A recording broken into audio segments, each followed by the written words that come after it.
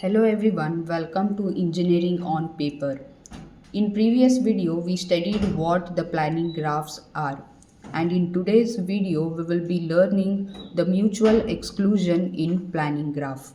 Mutual exclusion, which is also known as mutex, it occurs when certain actions or prepositions cannot coexist or cannot occur simultaneously.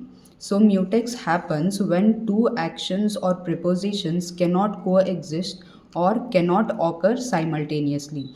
And why mutex happens? Mutex happens due to inherent constraints or dependencies within the planning problems. So mutex happens because of inherent constraints or dependencies that are present in the planning problem. Mutex can occur between actions and facts or prepositions. Mutual exclusion can occur between two actions, and it can also occur between two facts or prepositions.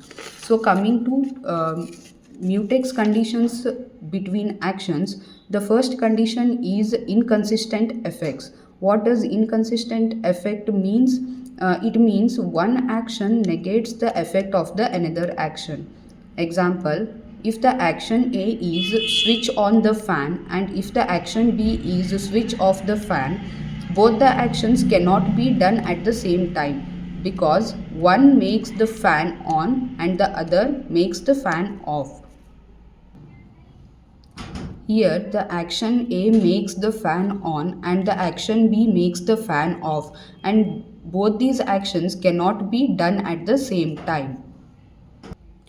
And the second condition is interference. What does interference means?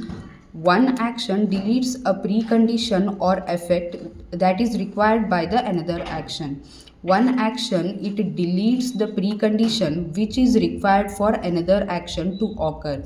Example, if the action A is lock the door and action B is open the door, for opening the door requires the door to be unlocked, but locking the door removes this condition. So the both the actions interfere. These both actions, lock the door and open the door, interfere. This is interference. The third condition is competing needs. What does competing needs means? The preconditions of two actions cannot be true together. The preconditions of action A and the preconditions of action B cannot be true together. Example, if the action A is watch a movie, what is the precondition to watch a movie? It needs the TV to be on. And the action B is sleep. What is the precondition for this action? It needs the room to be dark and the TV to be off. The preconditions conflict. Here the preconditions for action A and action B conflict because action A needs the TV to be on and the action B needs the TV to be off. So the preconditions conflict. So both actions cannot occur together.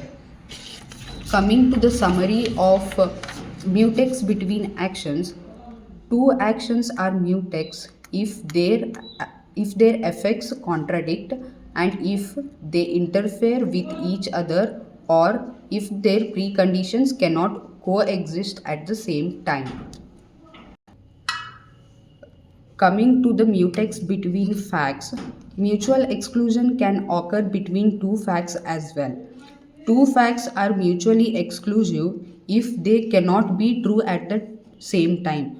Two facts can be said to be mutually exclusive if they cannot be true at the same time.